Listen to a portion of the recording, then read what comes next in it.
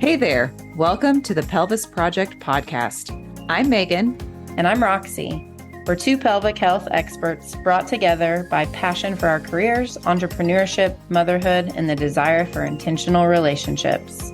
Join us in our mission to spread pelvic floor awareness and start conversations surrounding the truth behind genuine health, imperfect wellness, and joyfully navigating life.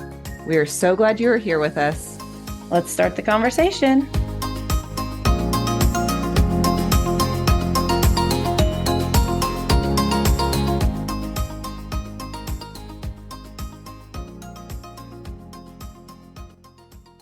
Welcome back, everybody.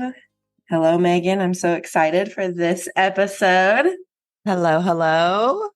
Last episode, just to recap, Megan interviewed me, and we are taking the time here on the front end of this fun project to introduce ourselves and to familiarize everybody with who we are and what we love and all those things. So today I'm going to be asking the questions, and Megan's going to be sharing about herself, and I'm excited for this. Do you have any last words before we jump in, Megan? Let's see. I need to tell everybody that I'm having a huge allergy attack, so don't mind the stuffiness and my low tone in my voice today. It'll be great. This is just what you need to clear that out. Okay, well, let's jump in then. And why don't you start and tell us just about yourself, your family, where you're at, where you're from, all kind of that historical details of Megan. Yeah, right. So I live in Wichita, Kansas, and I was actually born in Houston when my dad was in optometry school, but we moved back here when I was just a baby. So pretty much born and raised here. And I love Wichita, and I love this community. So let's see. Where do I start? So yeah, I grew up here, and I met my husband when I was in high school. So just like you, Roxi, we were high school sweethearts, and he has been my biggest cheerleader all along and is my best friend and business partner and all the things. So I went to a local high school here, Southeast, and I was a swimmer. And this kind of segues into how I got into physical therapy, but I guess I kind of jumped ahead. That's okay. Go on. Segue away. I like it. Let me finish talking. We'll tell a little bit more about my family. So anyway, yeah. So my husband and I have been married for 18 years now, I believe. And you start to lose count, I think, after 15. And we have two kids, Grace and Owen. Grace is 12 and Owen is 9. So we are definitely in a different season than you are, Roxi. And every season brings different challenges and nuances and all the things. So it's fun to hear you talk about your kids and at their age and me remembering those days. And then also being able to be like, I promise it gets easier, but also harder too. I am forever grateful that you've navigated this before me and you've paved the road, because there's lots of things I'm thinking, I don't know what I'm doing here. I know. So, but anyway, yes, we have two kids and we have two dogs, and one of them, maybe I'll share more about him another time. And I keep meaning to I have this other small dream of making an Instagram handle for the dog, but we had started training for him to be a therapy dog. So hopefully in the next year, he'll actually be in the clinic when we have more space. But right now our clinic is small and he is large. So he's like Clifford. And I don't think that would work very well right now.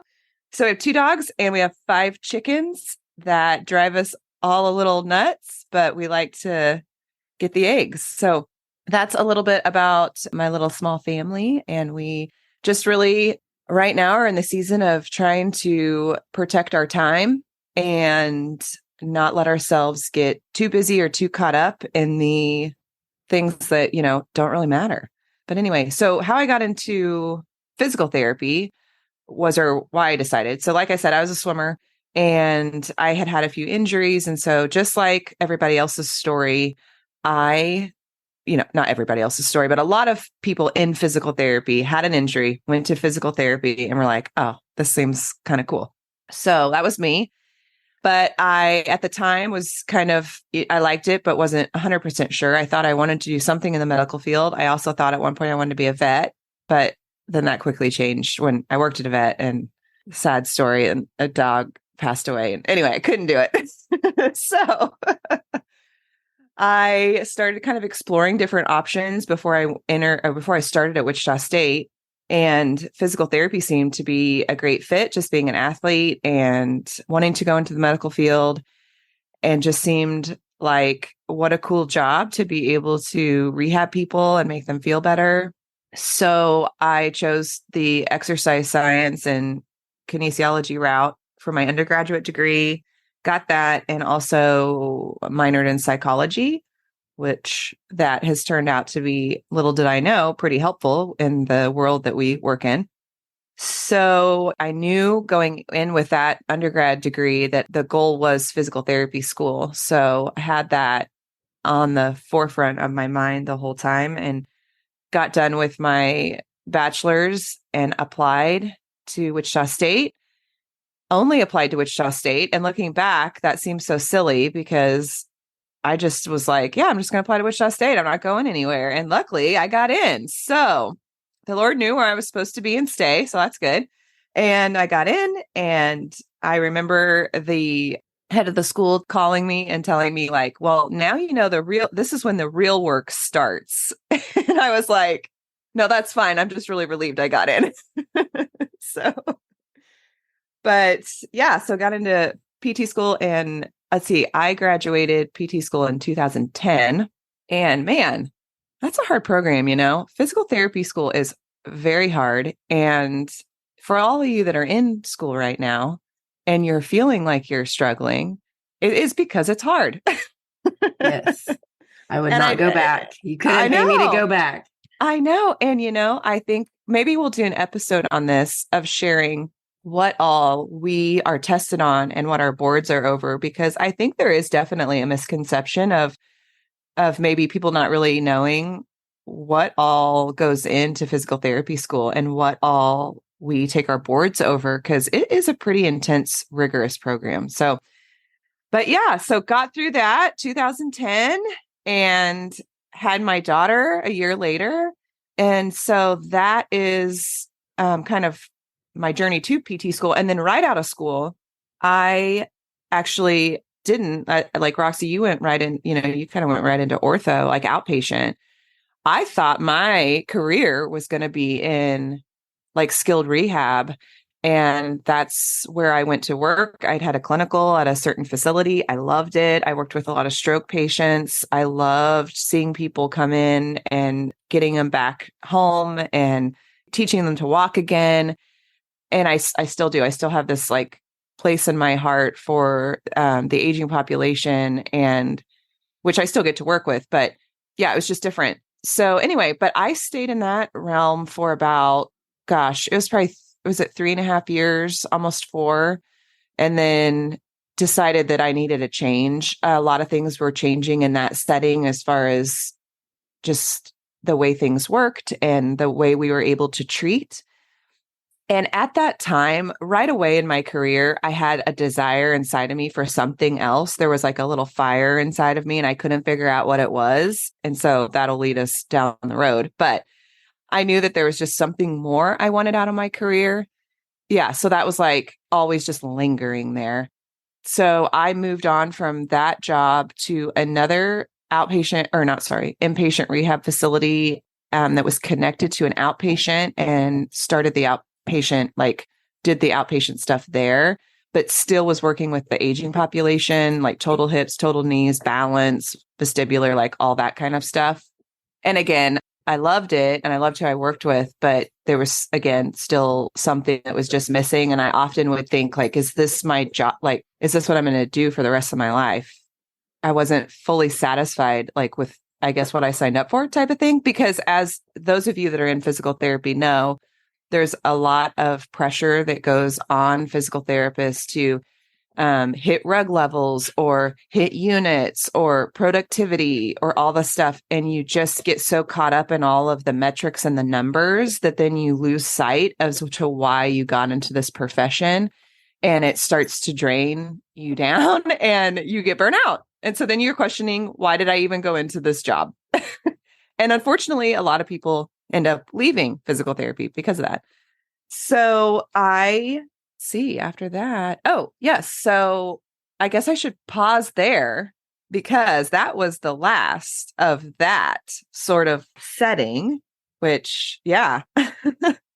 Kind of just a follow up to that, just because I think that a lot of us do feel like that restlessness just at different points in life. And we start questioning things. And I don't think that is unique to either of us or just physical therapists, or, you know what I mean? Like, I think that's a pretty 100%. common thing. Right. So I guess just like real quick, would you just speak into navigating that in the midst of, like what would be maybe advice or just a little nugget of, with just as you're feeling that, but you're, in a situation that you're not maybe supposed to just drop everything right then and wander, Right. what's kind of your little pearl of reconciling that in the knowing maybe this isn't where I'm supposed to be, but I'm here now and I don't even know where I'm supposed to be, but there's that tension that's happening in the midst of just life.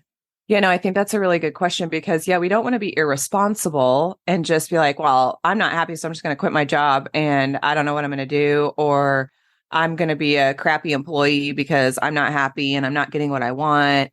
Because in the midst of all that, like, I still worked my butt off and showed up. And, I think that trends have been changing in that realm. And so anyway, but yeah, I think like a little nugget of that is, if you have a stirring inside of you, just to be able to like sit with it and be okay to be in the waiting. And it's kind of that whole thing, like the Lord will tell you, like, it lead you to yes, no, or maybe, or wait, and to be okay with waiting. Because where I'm at now, I know that it was the right time. And for me, so we have a lot of fellow colleagues that have started their businesses right out of school, and they're young and they don't have kids yet. And there's part of me sometimes that questions like, oh man, I should have done this. Why didn't I do this sooner, type of thing? And there's a reason why I didn't do it sooner, because that was not the plan for me. And so if you have these desires and this stirring inside of you, I just think that exploring it, listening to it, being open-minded to new experiences. And my biggest thing I would say is, typically the thing that makes you the most uncomfortable is probably the choice that you're supposed to take. I love that. And you got to embrace it. And that has kind of been a trend, honestly. And maybe some future episodes, we can talk more about this within my family, not just my husband and my kids, but my dad's health history, my brother, lots of things, is there's been some really hard stuff. And so for me to be able to take a step back and look at the lens, like at a wide angle of like, okay, all of these things and experiences that my family has gone through that were really hard, how it can turn out on the other end of it. And it's not always the outcome that you want. Like, it sucks, but that's where you grow. And I know we know that, but then to actually experience it and trust fully to like step into that, we could talk about it all day. For sure. Yeah. Let's go though. Let's tell me about pelvic health thing, because I want to know, we want to share how then now on the other end of some of those uncomfortable or unsure feelings, continue this. How'd you get into pelvic health now? Yeah. So when I was at my last job that was an outpatient, inpatients, I had a lot of fears and a lot of self-doubt, and I was not confident in the fact that I could step out of that setting. And because those of you that don't know, in physical therapy, there's lots of different settings we can go into, which is so cool, because if you do get burnout in one area, you can like jump into another one, get yourself up to speed on it. We've been trained in all these different areas and we can tap into that. But I had a whole bunch of fear and insecurities, but I knew that I had to step out from that. And I opened my mind up to, and my heart to, a different opportunity. And I had sent a friend to a local women's health clinic. She was postpartum, and she came in one day and she said, "Hey, I don't want any of you guys to leave, but this place is hiring." And me and another friend were thinking of both leaving. And she says, "Well, I don't know anything about women's health." And I thought, well, I can learn. And I was already interested in it between women's health and pediatrics. And again, just being okay with like, I don't know what I'm doing, but I'm going to learn and there'll be people to help me. And so I did. That's how I got into women's health. And I was at that clinic for about 3 years. I learned a lot. I knew it wasn't where I was supposed to land. It was a really great stepping stone. I had a lot of great mentors that I still talk to that are lovely. But yeah, so that's how I got into it. And then it just grew from there. And I took my first Herman and Wallace course while I was there right before I left. And my mind just like blew open, and the passion and everything for pelvic health just exploded. And I just knew I wanted to learn more and more and more. And also, I will tell you that course, I paid for that myself and I invested in myself. And that's the other big thing and I've said this before in another podcast interview, is as physical therapists, we often rely on our employers to pay for our CEUs. And often those CEUs might not be exactly what we're looking for, but it's just convenient. So we don't have to travel and pay for all of that. And gosh, if you can and you can make it work, like paying for something yourself, that takes the autonomy. Like you finally feel like it's yours, you don't owe anybody anything. Like you just did it. So anyway, I did it. I did the thing, darn it. And that's where my passion fell. So I left there and I joined another clinic and started a pelvic health program there. And it was great. But through all of that, I still had this like little inkling inside of me and like this little fire inside of me that something wasn't settled. And there was just still something there. And which you and I will talk about, I finally saw clarity in what that was when I met you, Roxi. Oh, good. We'll jump into that real quick, though. Just backing up a little bit. Just Herman and Wallace, for anyone who doesn't know what that is, just do a quick, just a little explanation. Yeah. Herman and Wallace is the Herman and Wallace Rehabilitation Institute, something like that, I think what the name is. And anyway, they are like one of the main, you can do that route, or APTA has a program too, where it takes you through all the pelvic health courses where you're, get certified and all the stuff. So yeah, they offer a lot of really great learning opportunities. So shout out to them. Yeah. I just wanted to clarify if anyone's like, who's Herman and Wallace? Or what's Herman and Wallace? Okay. Now you have found yourself in the thick of pelvic health. Yeah. But there's an itch. Uh-huh. There's still a restlessness there. Tell us what's next. Yeah. So, Roxi, we were going to talk about how you and I got together. Oh, maybe at the end, but I think we need to jump in now with that because it really is such a big part of my story for opening business. So sure. It doesn't really matter what order you take your Herman and Wallace courses in, but my next course I took after PF1 was what we call 2B.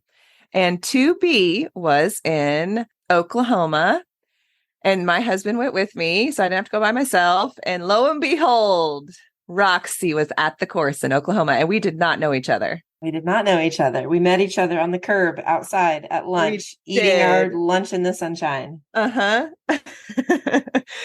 She says, "Hey, I went to Wichita State." And "Oh, you did?" And normally at these courses, like, or in the early days, I was really like, again, like I said, I was not real confident and I just wanted to keep my head down. And Roxi approached me and I went to Wichita State and I did a little internship at the clinic that you were at before. And so we just started talking and she says, "I'd love to get together with you." So after that course, now remember, Roxi's in Abilene. It's about an hour away. She came to Wichita so that we could then practice on each other everything we had learned at that course. And it was fabulous. If you don't have a buddy after you take a course, find a buddy. It doesn't matter if they're in pelvic health or not. Just get your friend in there so you can practice. And I will just toot your horn because I remember thinking, I'm on an island. I'm kind of lonely in this profession. And you looked kind and you are kind.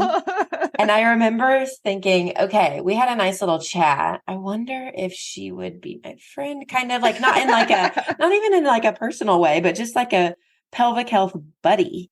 And I remember thinking, okay, would she be into this? No, she probably has all these other people. She's probably connected a lot in Wichita. Probably not. But then I remember just saying, hey, would you ever, I don't even remember what you said, something about, you said something that kind of opened the door. I think even just talking with some of those gals around, you had made a comment of like, yeah, it just sucks when like, you aren't as connected, or I don't know. It was something where I was like, this is my opening. Like maybe I could ask her if she would ever just, even I think I would just craved a phone call of just saying, could we just bounce ideas off of each other and that type of a thing. And so I just think I really remember that. And I don't remember the words that happened, but the feeling that happened with that. And I would just speak into, as an adult making friends, for some of us, that can be really hard, especially contrasting with our college experience where you're living and breathing and eating and doing everything with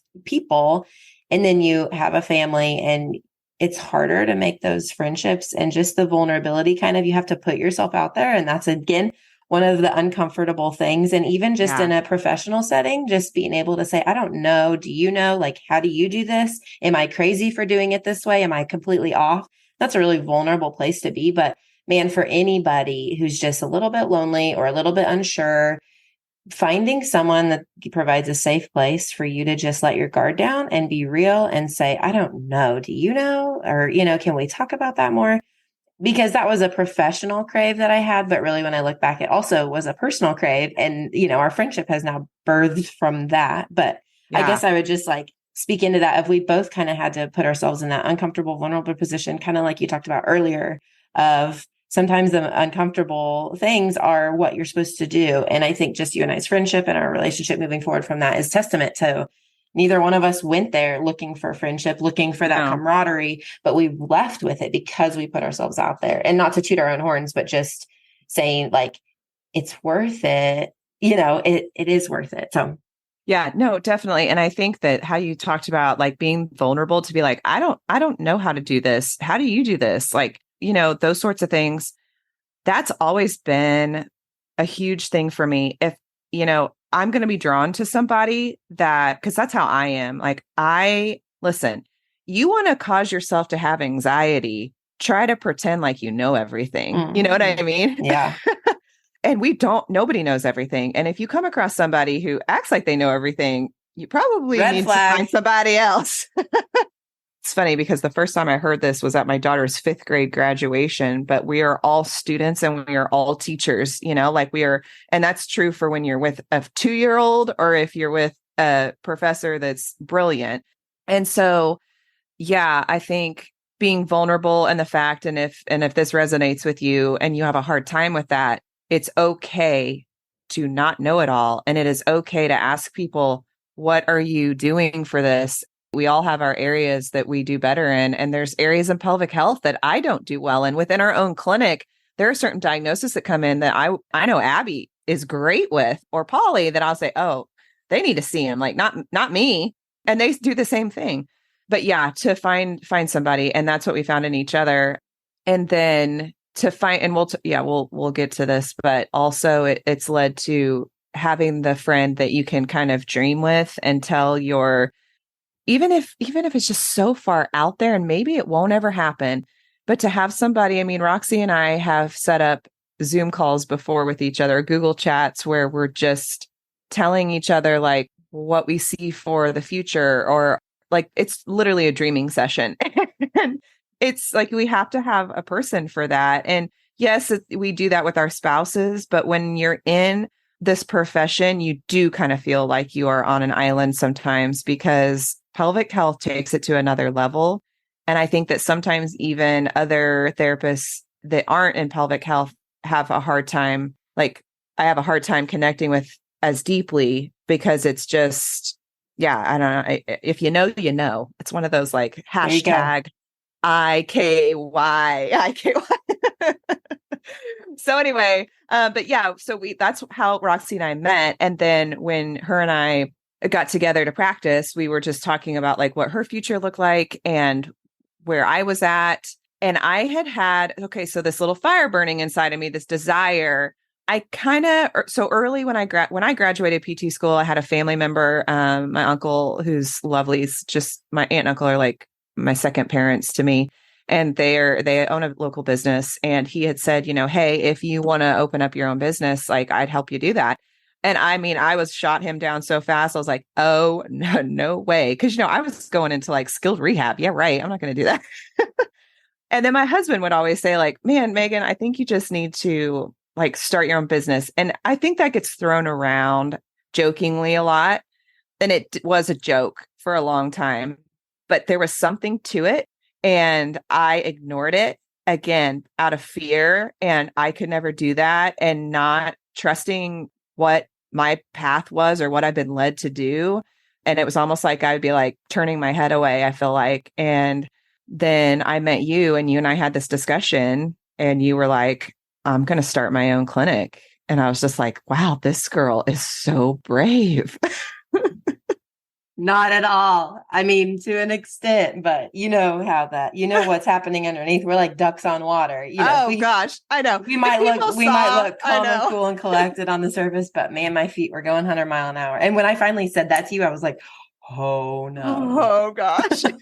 I said it out loud. And I think there might have even been the words of, it can't be that hard.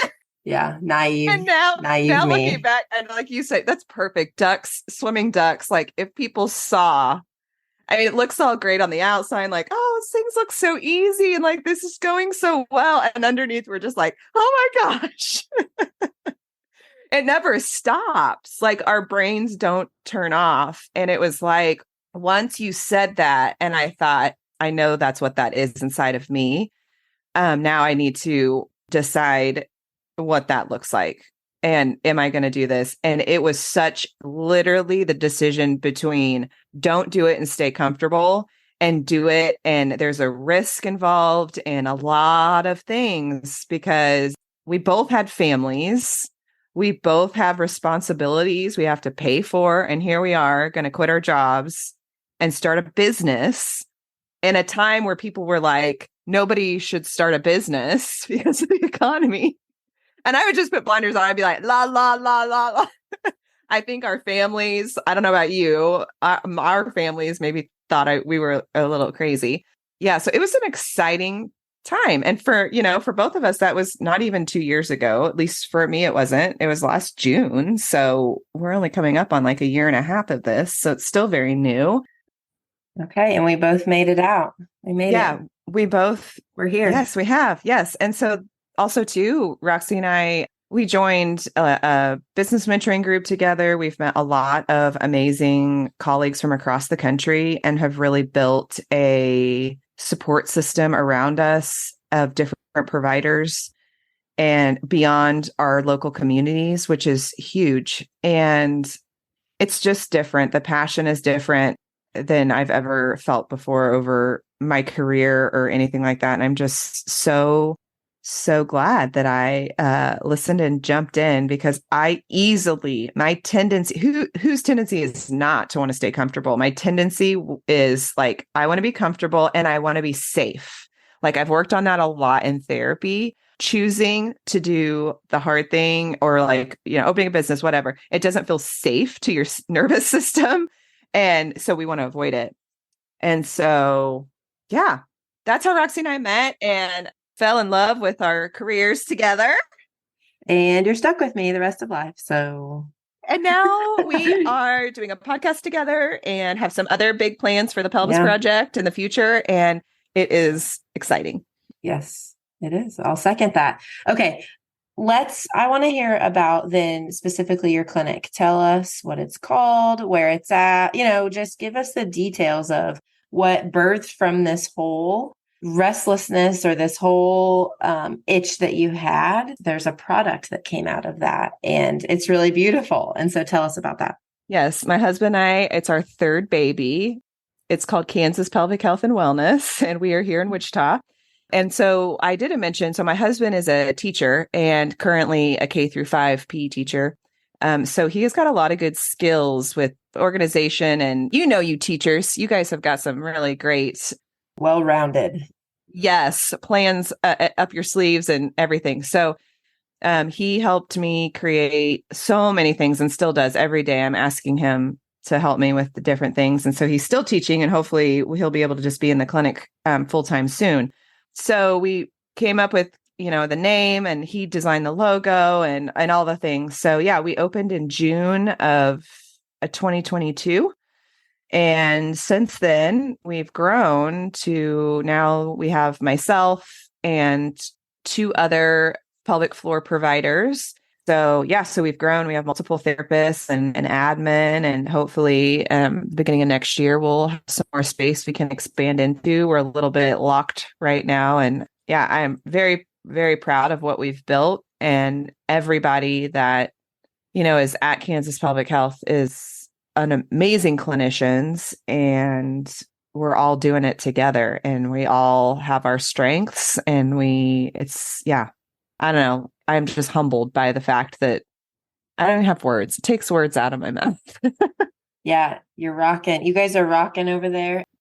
Okay. Anything else before lightning round? I'm excited for this lightning round. I think so. I'm a little like, oh boy, what are you going to ask me? I'm going to ask you some good stuff here. So first question, Megan, what's your favorite diagnosis or symptom to treat? Oh my goodness. Okay. I did not know this question beforehand. Okay. Favorite diagnosis. I honestly probably painful intercourse, so dyspareunia, because you can you make such a change in someone's life and provide hope, especially for females. We feel so much shame around the fact, like, if we have pain with intimacy with our husbands or spouses or partners or whoever. And a lot of times we just need somebody to get on their team and direct them, and not just make them sound like they're crazy or like have a glass of wine type of thing, which, by the way, if you've been told that is absolutely not okay. And so, yeah, I think that that's probably the diagnosis that I hate. I don't like that people have it, but I really find a lot of, yeah, I don't even have words. You make a big change with that diagnosis. Yeah. Cool. I love it. Okay. Since you're a chicken lady, scrambled or over easy or other? Oh man. How do you eat your eggs? I'm going to have to go with over easy. Every now and again, I'll go for scrambled, and I kind of regret it every time. Okay. Yeah. Favorite day of the week? You might think I say Friday, but it's not. I definitely don't like Thursdays because it's just like rude because it thinks it's Friday, but it's not. I actually do really like Mondays, to be quite honest with you. I like kind of the resetting of the week, starting fresh. And currently my schedule changed now, so I don't treat on Mondays, but I do kind of like clinic stuff. And I've found the past few weeks it feels nice to kind of like get my thoughts in order and what I need to work on for the clinic or the family, and also squeeze in a little bit of time for myself. So I like Mondays. Good. I like that. Last one, beach or mountains? I think I'm going to go with beach, but a beach place where it's not like super hot. You can like get in the water if you want, but you're not sweating on the beach. Listen, we're from Kansas. So you go to the lake and you're like dying. It's like 115 degrees, So I'm going to go beach because also I do love the mountains. However, my body does not like the mountains. Sure. Okay. All righty. Well, that's all. Those are all the lightning round questions I have for you. Thanks so much for this discussion. I love the nuggets that came out of that, and just the excitement that I even felt of hearing your journey and even dreaming for other people, or giving other people the chance to dream and say, oh yeah, I'm feeling something. I don't know what it is. And I think that resonates with both of our stories. And that was, we really wanted to hop on here and share where we're coming from, but not just so that but also so that if anyone could glean anything from that and just get to know us as before we dive into all these conversations that no one wants to have, right? But Yeah. just to kind of break the ice there, but also give people something to chew on as they go about the rest of their day, and maybe just ponder life a little bit if you're having similar feelings. But any last words? I don't think so. This was fun, and I can't wait for our next episode. Stay tuned. Thank you so much for joining us this week on the Pelvis Project Podcast. Help us continue the conversation by liking and sharing this episode with friends. And if you really want to do us a solid, leave us a review. If you'd like to follow us on social, check out the show notes for links. And remember, this week, take a deep breath and relax your pelvic floor.